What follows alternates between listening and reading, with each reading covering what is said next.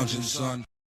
Welcome back to the Comic Lounge. My name is Ryan, and with me today, I have somebody that I have wanted to talk to for a very long time. Eisner, Ringo, Harvey, and Inkpot award-winning cartoonist, Mr. Stan Sakai is with me. Welcome to the show. Hi, Ryan. Thanks for having me today. Like I said before we hit the record button, I mean, it's my pleasure. I've long been a fan of your work, and it is an honor to have you on and kind of talk some comics with you. Yeah, I'm kind of curious because like I know about your career, but I'm kind of wanting to ask, and I usually ask this to everybody when I have them on the show, is like, what started your love for comics and cartooning? Oh, I've always read comics. I bought my first comic book when I was 5. This was like in 1959 or 58 or something. And it was a Disney presentation of Sleeping Beauty. I bought it for a quarter at the Star Supermarket. And ever since then, I've been buying comics ever since. I remember buying the early Marvels off the racks, and even in the late 50s, I had my old Superman and Superboy comics. So yeah, I've always read comics. Comics gave me my love of reading.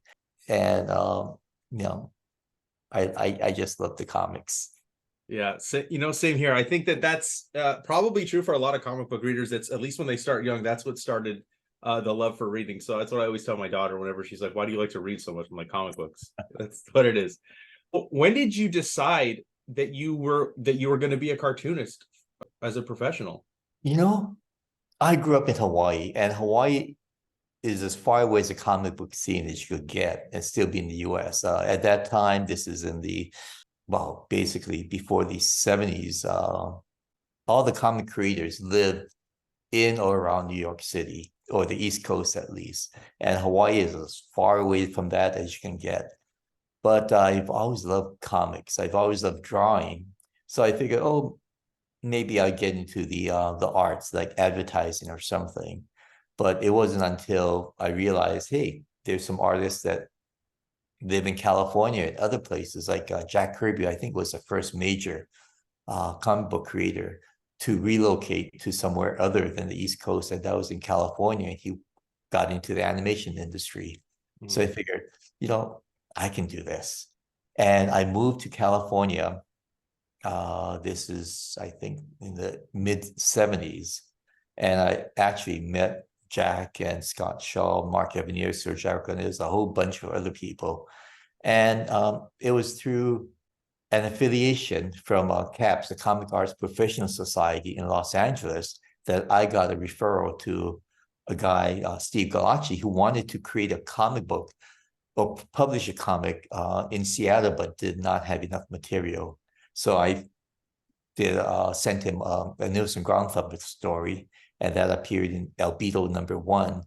And when that sold out, he said, "What else do you have? We have enough money from the sale of Albedo 1 so that we can publish a second issue." And so I sent him my first Usagi story, and I've been working on Usagi pretty regularly ever since then. That was in November of 1984. That was when it was first published. Yeah, it's so crazy to like you very rarely get to see a creator stay with their creation through its entirety. I mean, especially the Usagi's 40th anniversary. It's just amazing. I know, it's awesome. I mean, and you've been doing it the whole time. Like, I mean, I know that, like maybe it's not like where every single month there's a new issue, but you have consistently worked on that character since 84, and it's just pretty much so. Yeah, it's crazy to watch the trajectory of that creation and to know that you have kept him with you the whole time. You never, like nobody else owns Usagi, only Stan Sakai owns Usagi. I know that you also started lettering for Sergio Aragonés also, right, on Gru. Is that true?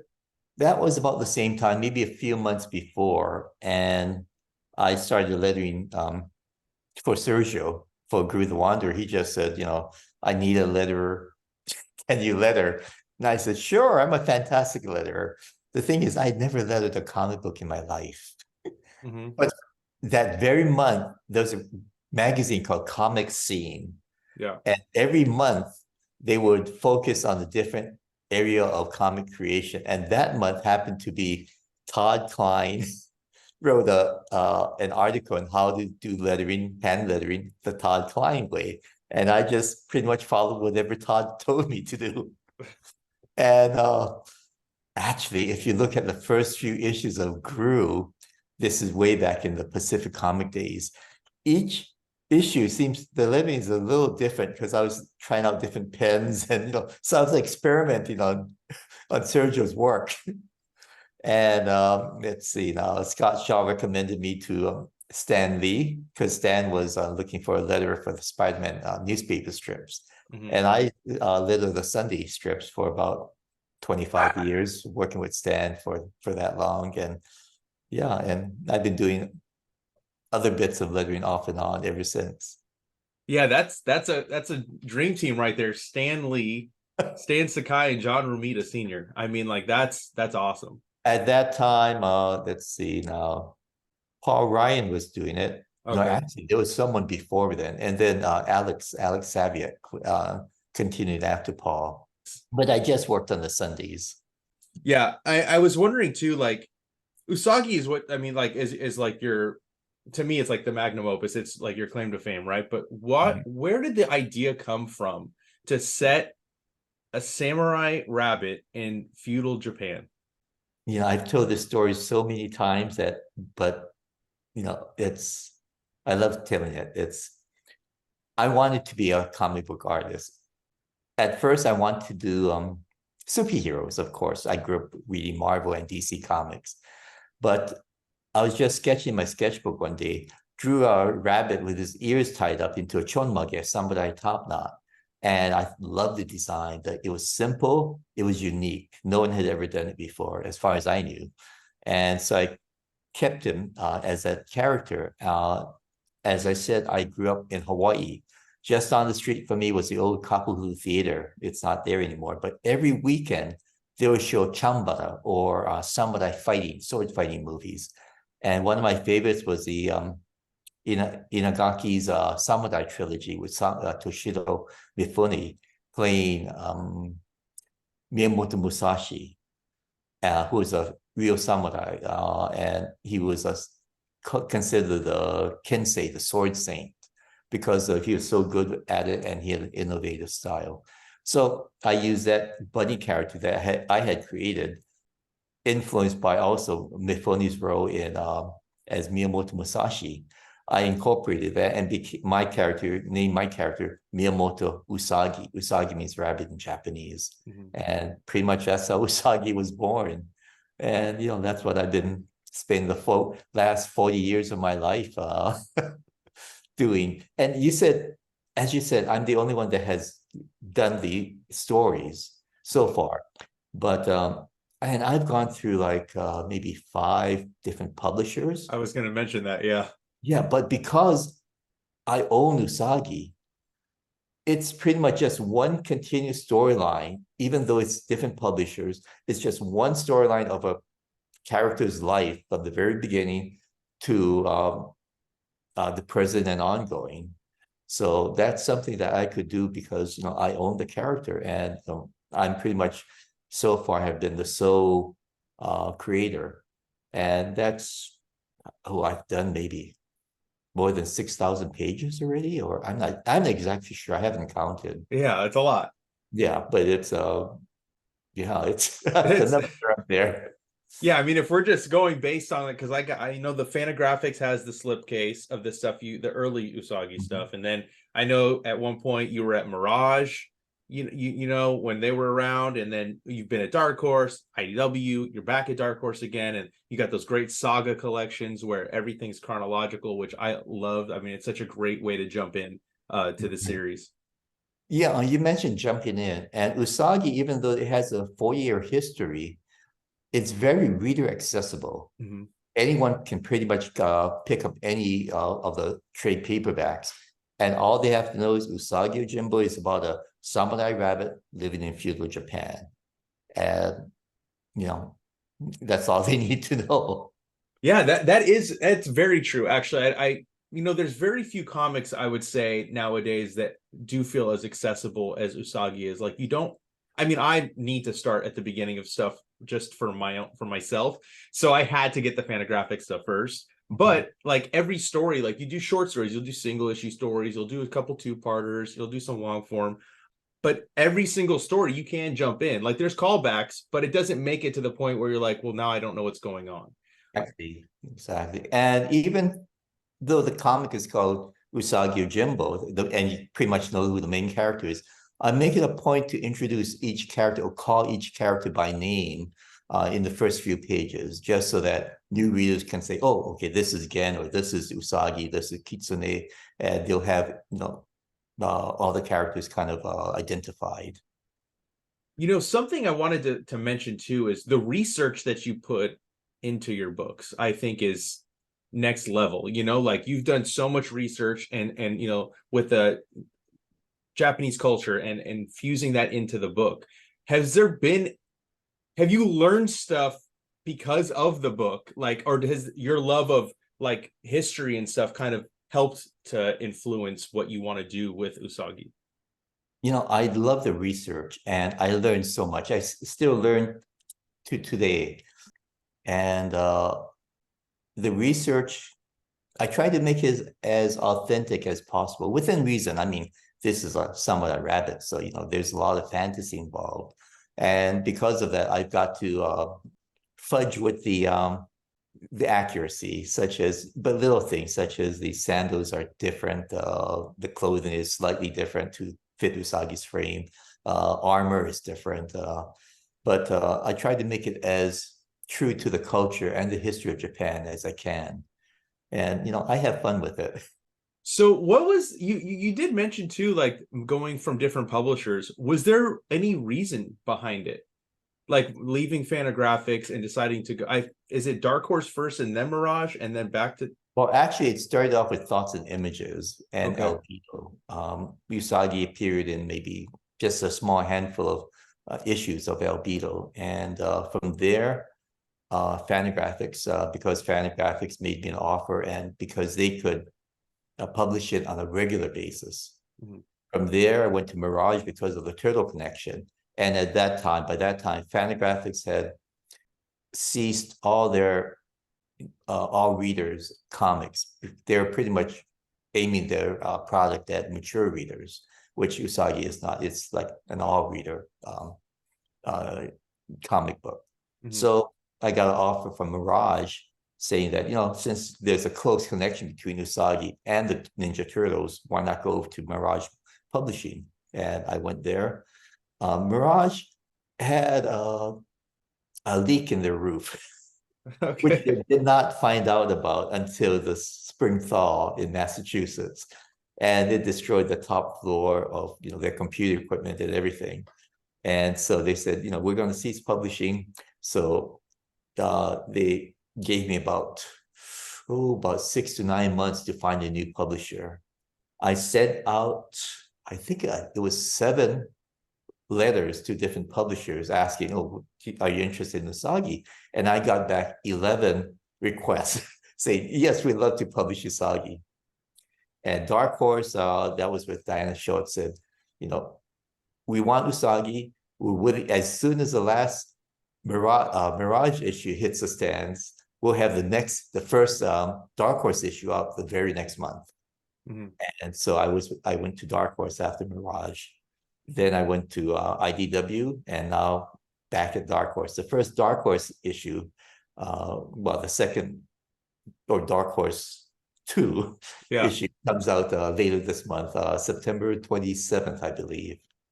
Yes, I am very excited. And I want to get into that too, but I want to ask a little bit about you mentioned the connection with the Turtles. That has been a long relationship that you've had. I mean, the crossovers, whether it's in an Usagi book or it's a Turtle book or it's the multiple animation shows versions. I think that's how I discovered Usagi, actually. I had the figure when I was a kid. And I don't have it anymore because I've all got rid of my toys, but I remember like that was my first introduction to the character. So what is that relationship kind of been like? Like, is that where it was formed when you guys first partnered up at Mirage? And how has that relationship with Kevin and Peter kind of grown from that experience? Well, first of all, Kevin and Peter are the greatest guys. I love them. Peter has pretty much retired from comics, but Kevin is still around, and we used to live just up the highway, up the freeway from each other, so we'd see each other, and we still communicate quite regularly. But Usagi and the Turtles started about the same time. They're about 6 months older than Usagi. And so we're both celebrating our 40th anniversary next month. And at that time, there were very few black and white comics. There was ElfQuest, Grendel, and a few others. But so we gravitated towards each other on the Turtles and Usagi. We sent each other fan letters, drawings, all kinds of stuff. And that's how it first began. We've met in person for the first time at early San Diego Comic-Con. And it was at another San Diego Comic-Con that they had already gotten their TV show. And Peter and I were just sitting together, and he asked, "Oh, would you like an Usagi toy?" I said, "Oh, sure," And he said, "Well, if we have a toy, maybe we'll put him in the cartoon." And I said, "Oh, okay, I guess so." Then he said, "Well, have your people contact our people." And the thing is, I didn't have any people. I was pretty much the people. So they gave me some of their people. So we had the same people for a while, which made the licensing a lot easier. And the first Usagi toys sold, I think there's like 2.2 million units. Oh, wow. And yeah, so that paid for the addition for my house at that time. And then for the when I think it was when the Turtles were with Fox, then or 4Kids, Peter called me up again and said, Usagi was great in the first time. You want to do it again? And I said, of course. So Usagi was with that. And when Usagi went over to Nickelodeon, I got another invitation to have Usagi in the series. And in that one, I actually had a hand in writing the first episode of a 3-episode story arc. And that was a lot of fun.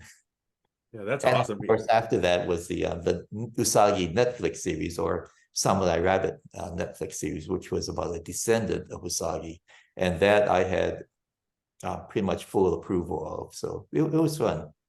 Well, so what? Yeah, I mean, you mentioned it. So, what was your experience like working on the Netflix show? I mean, like you got to see Usagi adapted into, at least from my count, 3 different Turtles animated series. Got figures made as well, but now you have like an Usagi Yojimbo like show. I know it's not called Usagi Yojimbo, but what was that experience like for you working on it? It was fun. It was frustrating. It was a learning experience. But overall, it was a lot of fun because this was a playground I've never played in before. And I deliberately stayed away from animation, actually. Good friend Scott Shaw and Floyd Norman took me on a visit to the old Hanna-Barbera studios. After that, I vowed never to work in animation. So I have to thank Scott and Floyd for that. But for the Netflix series, I had pretty much full approval over everything. It had to be geared to a younger audience. So we made a descendant of Usagi, a younger, just like teenage version. We're told statistically, by the time a child is 6, they've stopped watching animation. So it has to be for younger audience. By the time they're 6, they're already onto video games. And so that's why we geared it for a younger audience. And if it wasn't for that, it probably would not have been made. It's either, and people say, oh, that the Usagi that was in the last Netflix series, that was great. But that whole series was not as successful as they wanted it. And that's why that was the last season, because people weren't watching. The viewership was dropping dramatically. And so that's why pretty much we went to something that's more kid accessible.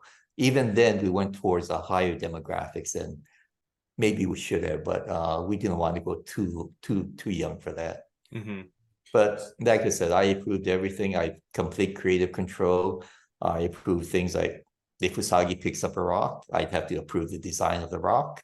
His mother, or his grandmother had a broccoli farm, so I had to approve all these heads of broccoli. It was everything.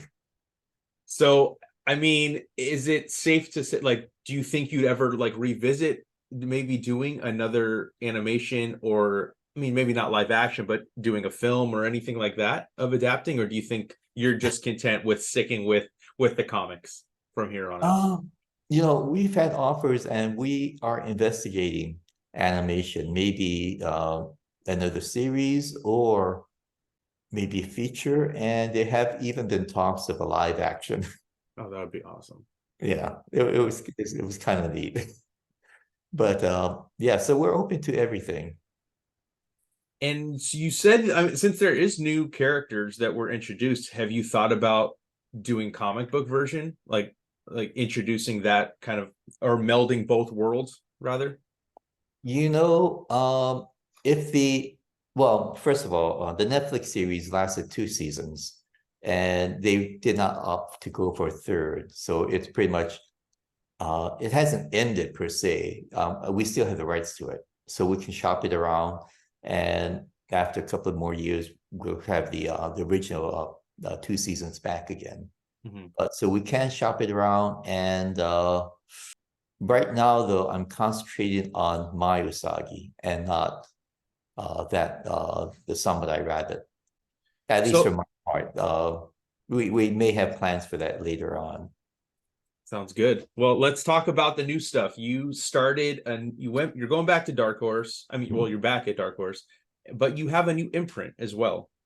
Yes, Dogu Publishing and Daniel, my stepson Daniel, and his business partner Jerry Blank, pretty much run Dogu Publishing, the nuts and bolts of it. I'm more the creative end, and we're taking over. We're putting out new Usagi material. We will be reprinting or colorizing some of the old early issues to print as comics and trade paperbacks. And we've also got new projects such as Oni Ronin by another creative team. And we have another thing in the approval process called Kagemusha, which is Usagi stories or stories about Usagi's world by different creators. Oh, that's awesome. And I love seeing other people's interpretations of Usagi. And, this is something I'd wanted to do way back when I was first with Dark Horse, the old Diana Schultz days. And I pitched it to her. She loved it, but we just never had the time to develop that. And now this is something I'd love to do, not only with Usagi, but also maybe different iterations of Usagi, his descendants. Maybe there's another. I had like a family tree made out. There was a pulp Usagi that takes place in the 1930s, 1940s, kind of like a shadow Usagi. There's a futuristic Usagi. There's one in present day who's a writer. That's awesome. And so then creators will not just have the regular Usagi and Gen or the other characters, but they can also do spin-offs of his descendants in different time zones. So that's something I'm excited about. We're kind of checking out different creators now that and approaching a few and seeing if they're interested. And yeah, so far the results have been really, really positive. That's awesome to hear. I mean, I always love getting to see, especially like the creator-owned titles, getting to see other creators come and kind of be able to put their stamp on it, especially when they have a love for the characters. Like, you're going to get their best work, Yeah, exactly. You can have Usagi in different genres, like Western Usagi or Detective Usagi, or all kinds of stuff. So this is something I would love to see developed. And you're going to handpick then the creators that are attached? Myself and the Usagi team, it's and Dark Horse, of course, because we are under the Dark Horse umbrella right now. For sure. And then, so the first two projects that are coming out are the Ice and Snow miniseries, which you debuted a preview of at San Diego Comic-Con, which I read, which was amazing. I loved it. Are you going back to black and white then? Because no. no, okay. We're going to full color. Back when Usagi first started, there were a lot of black and white books, but currently, how many black and white books are there? Yeah, I can't think of it. That's it. Yeah. That's it precisely. Black and white has, I mean, the last one, even Walking Dead, which was a black and white, is not around as a black and white book at least anymore. Mm-hmm. So we had to go to color. However, the older fans love to see the artwork as as close to what it looks like on the paper. That's me right there. Yeah. Yeah. But for if we want to make it into today's market, it has to be color. Have you ever thought of maybe doing two versions? I know that there was like a black and white version of the Turtles Usagi, but I'm just curious, has that ever been a thought of maybe doing like a limited run, or do you think you'll just stick with color completely? We have thought about it, and that was that Usagi edition at the San Diego Con edition was a throwback to see what the response was like, because that was a black and white book. It was a one shot, and yeah, it was very successful. But for the mass market, it has to be color. And since we're talking about black and white books, IDW would be publishing the first issue of Where When, the Ninja Turtle crossover, as a single black and white comic. I think when's it coming out? October or November? Scott Dumbier's the editor. I believe it's October, yeah. October, I think so, yeah. And it's a director's cut. So it will not only have the first part in black and white, but it'll have my notes, my story notes, my thumbnails, and other miscellaneous things. I'll have a detailed description of how I work. Basically, it's how I create Usagi, or how I create a story, a comic book story. And that's coming out, like you said, I think in October. A lot of new Usagi coming out. I love it. And Usagi, yeah. And so what about can you talk a little bit about the storyline for Ice and Snow? I know that it's gonna have a number one, but I know it is one continuous story. So I'm just kind of curious, like if you can tell us a little bit about what we can expect with this current miniseries. Well, first of all, let's see.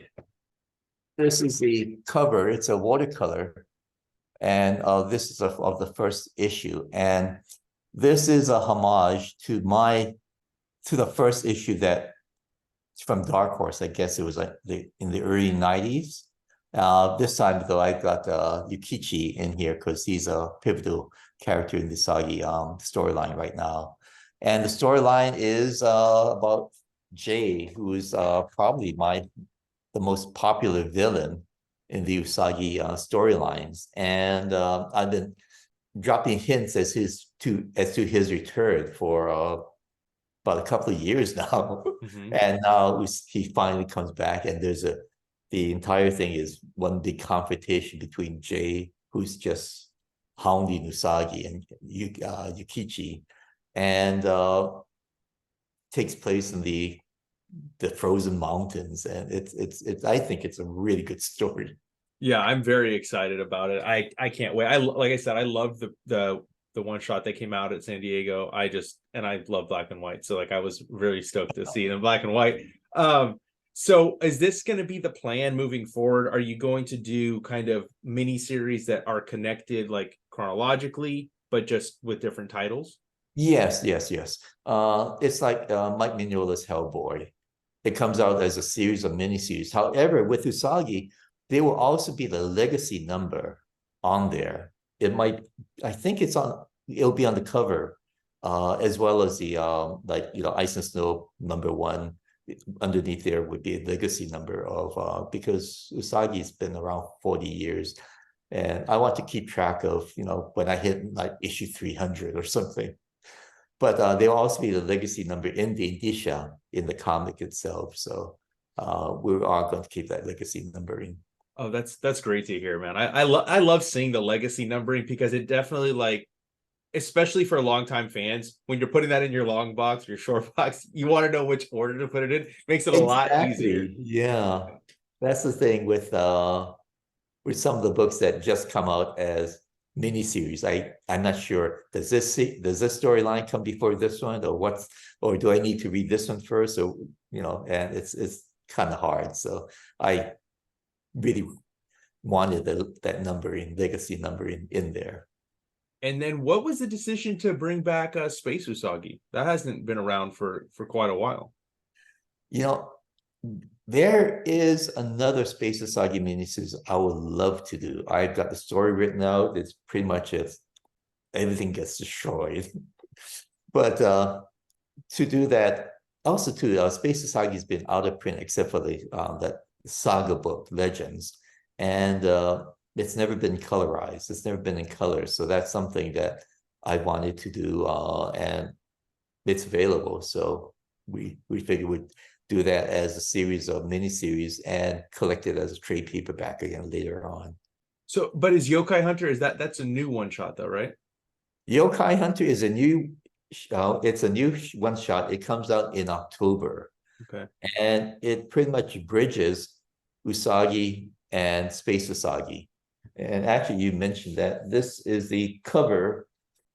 It's a black and white. This is the original artwork, and yeah, this is the size I work. God, that's beautiful. Yeah, I love it. I love yokai, the haunts and monsters of Japan. And this is another one I did. It's for Yokai Hunter as well. It's for a variant for Other Realms comics and games in Hawaii. It's a great cover. And of course, we have another one. But like I said, this is the one I did. This is the cover A. And my wife, Julie, is also an artist. So she did her own version. This is for Alakazam. Oh, that's awesome. Love she does chibi style, and I love her work. It's just wonderful.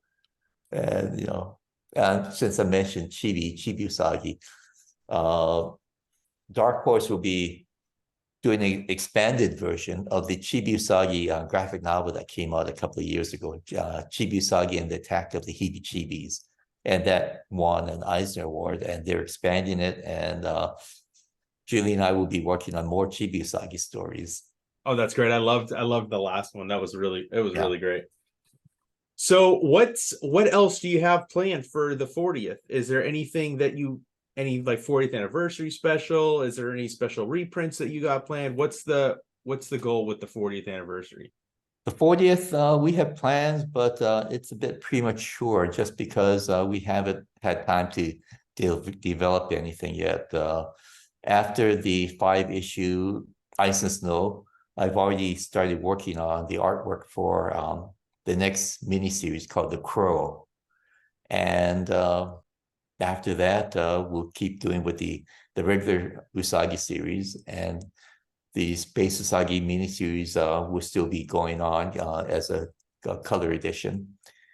And we've got some plans in the works right now, hopefully not just in comics, but in other media as well. But also too, there's a few things perhaps with other creators. We haven't discussed it yet, like crossovers and things. So we haven't discussed it intensively. So that's something that it's a bit premature to mention. Sure. I mean, I'm definitely holding out hopes for a sequel to Werewolf, because I loved that book. I was wondering, is there going to be any fallout from that affecting the regular Usagi book, or does that stand on its own? Well, Werewolf takes place about 25 years in Usagi's future. Okay. So it does really affect Werewolf. And since you mentioned the Werewolf, which is a Usagi Ninja Turtles crossover, and I had said that both the Turtles and Usagi celebrates the 40th anniversary, I pitched another miniseries or a crossover story to Scott Dumbier, and he seemed to like it. So we'll have another miniseries. I would love to get Kevin involved in this. And yeah, I'd love to see you guys collaborate on some art, man. It would be very different from the previous crossovers. Oh man, I can't wait to see what you got cooking up. So like you said, 40 years, it's such a long time to work on one character.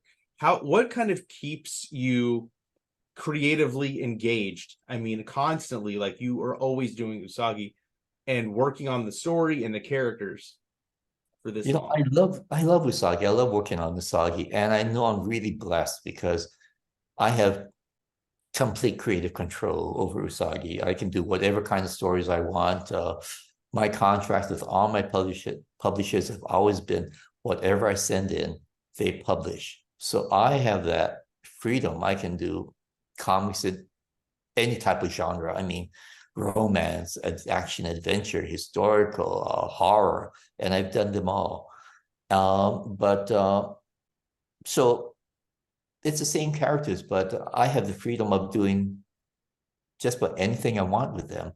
I mean, I had Usagi fighting the Martians in Senso. I mean, it's fun, and you know, after 40 years, I still get the adrenaline when I start working on the new Usagi story, and it's, you know, I'm glad that, you know, people are still buying Usagi. I mean, even after 40 years, Usagi is still winning awards. I mean, I just got another Eisner this past Comic-Con. The year before, Julie and I got an Eisner. I mean, it's wonderful. Yeah, I mean, well-deserved Eisners, you know. I mean, I think that they should eventually just name it the Stan Sakai Lettering Award is what it should be called.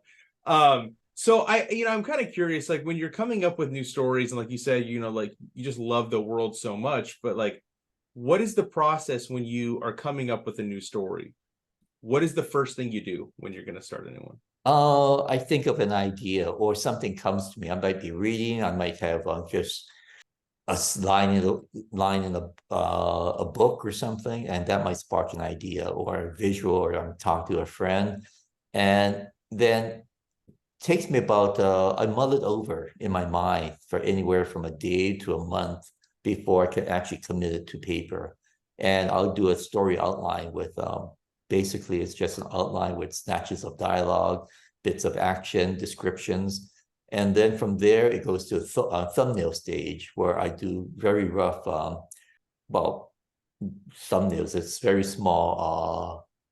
It's like this pages. It's but it's very quick, very small, very not detailed at all, because you know I'm both the writer and the artist. So some of the pages I left blank, so such as fight scenes, so big fight here. So I'll just do like 3 pages of blank pages of the fighting, and I'll choreograph that later.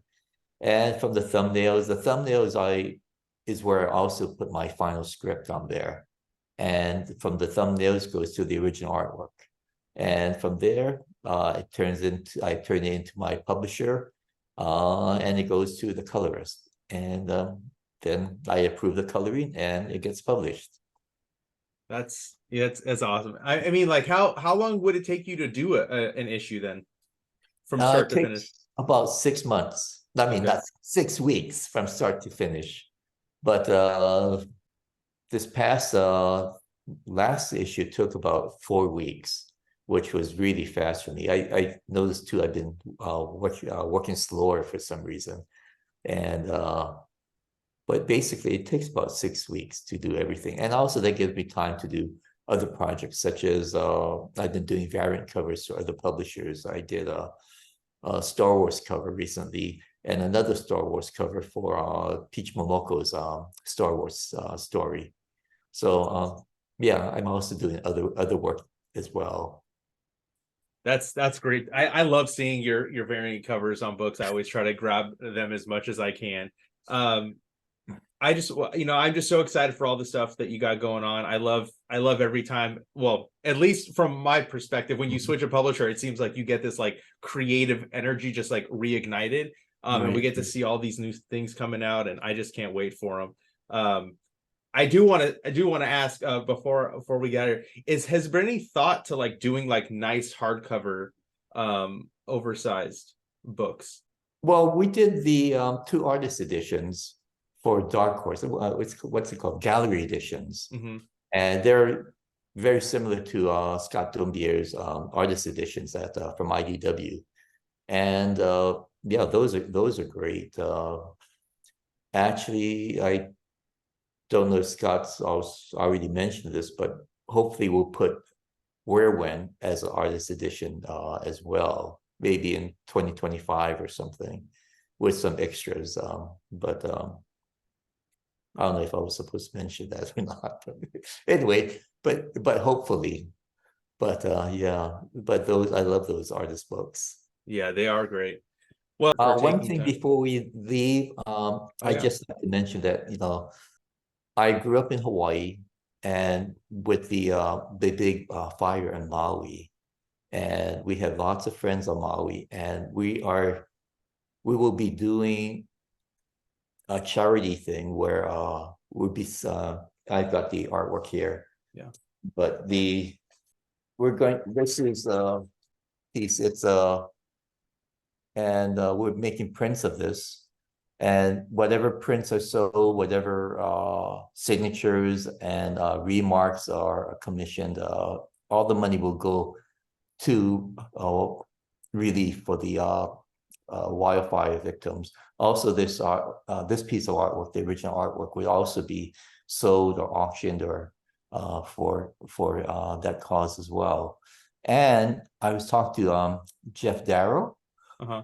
and he mentioned, oh, he'd like to be in on it too. So he is doing an original piece, and the sale of which will be used for relief. And if I could actually share, he sent me the pencils of it. It is incredible. It's detailed. It is insanity, and it's huge. It's like 2 feet by a little over 2 feet. It's Oh like my God. 23 by 27 inches roughly. But I don't know if I can share the screen. Okay, here it is. Can you see it? Wow, that's awesome. Yeah, It that's is really cool. insane. Wow. There's some, and these are the pencils, and with his Shaolin Shaolin Cowboy. Cowboy and Usagi here. And the detail, look at all the detail. There's a little dinosaur here, and it's just fantastic. But the artwork for that will also, he generously donated the artwork. We don't know how exactly it'll be sold, but both his piece and my piece will be up for sale or auction. And yeah, it's just a small part, a small way for us to help the fire victims in Maui. So, I think that's awesome. I mean, I know that you worked on the Ukraine book with yes. Scott Dumbier, and I think that was an awesome thing that you guys put together. I think that you doing this for the victims in Maui is amazing. Where can people get the prints and the remarks, all that kind of stuff? And I'll put the link down below so people can click that. It'll be through stansakai.com, my website. And Okay. it's just www.stansakai.com. The funny thing, you mentioned Scott Dumbier, and he has such a giving heart. I mean, every so often I'll get a phone call from him, and the first thing he says is, "You can turn me down, but," and it's like, when have I ever turned you down? I mean, he for the Ukraine book, and then he's having a charity auction for Baltimore Comic Con this weekend. And oh, by the way, there's another charity auction that I'm involved in, the National Cartoonist Society, and the online auction ends today. Actually, I think you can link to it from the NCS National Cartoon Society website, but from tomorrow it'll go on to silent auction at the Rubin Awards weekend. But yeah, but Scott's wonderful. He won the humanitarian award at Comic-Con this year, and he well deserved. Yeah, he's a great guy for sure. Yeah, that Ukraine book is incredible. Yeah, I've seen pages of it. I haven't been able to get the actual book, but I have seen pages of it. I think it's amazing. I know you did an Usagi story in there. So yeah, I'm very excited. I'm definitely gonna be picking up one of those prints. I hope everybody that's watching or listening to this, you hit that link down below and get out there and support and like help support the victims of Maui. But Stan, it's been an absolute honor and a pleasure. I already want to do this with you again, so I hope we can do this again in the future. Well, there's probably a lot of things we haven't touched upon. So yeah, anytime. Okay, cool, man. Well, is there anything else you want to tease before we get out of here? Not really. Let's see. First issue of Ice and Snow comes out later this month. Next month is Yokai Hunter. The following month is Space Usagi #1. And so it's a lot of Usagi coming out. All right. Well, everybody get out there, support the books. Stan, thank you so much for doing this with me. I'm excited to do this again with you in the future. Great. Thank you.